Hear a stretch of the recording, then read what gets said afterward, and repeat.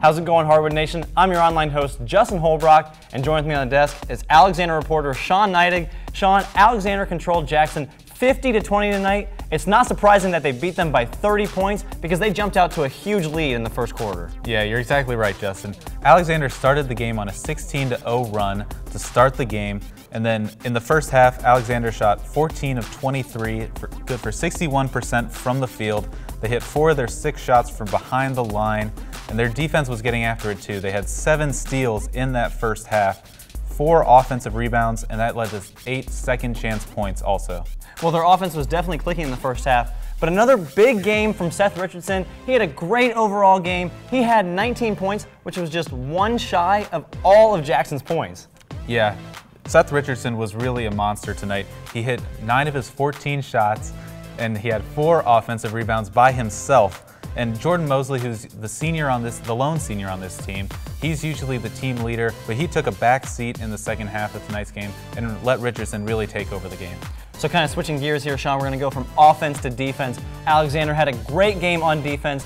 They allowed the fewest amount of points they have all season long. So my question is, were the Spartans great on defense, or was it just poor shooting from Jackson? It was a little bit of both. You know, Alexander coach Jim Kearns says that this team thrives off of defense and that they practice that hard all week, but Jackson was really struggling on offense. They hit only 6 of their 24 shots from the field. They were missing their layups. They had a few threes rim out, so that's some bad luck, but it wasn't all bad luck. They got to the line 14 times, but the Ironmen were only able to make 8 of those free throws, so 57% from the line. That's just not going to get it done.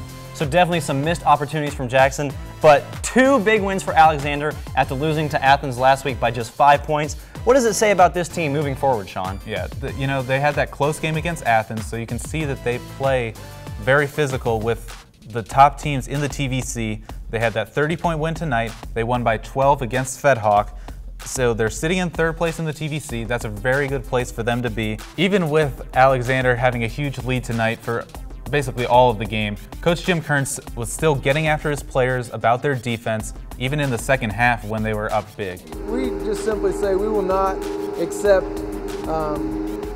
anything in victory that we wouldn't accept in defeat. So just the fact that we're ahead in the score, we cannot allow poor plays and things like that. We've got to train these kids to be able to exceed when games are, we're tighter. So as you can see, Kearns really wants this team to be resilient. He wants them to be able to respond again after losses to get these kinds of wins. So a great response from Kearns and a great game from Alexander. I look forward to seeing what they have in the future. Thanks for everything tonight, Sean.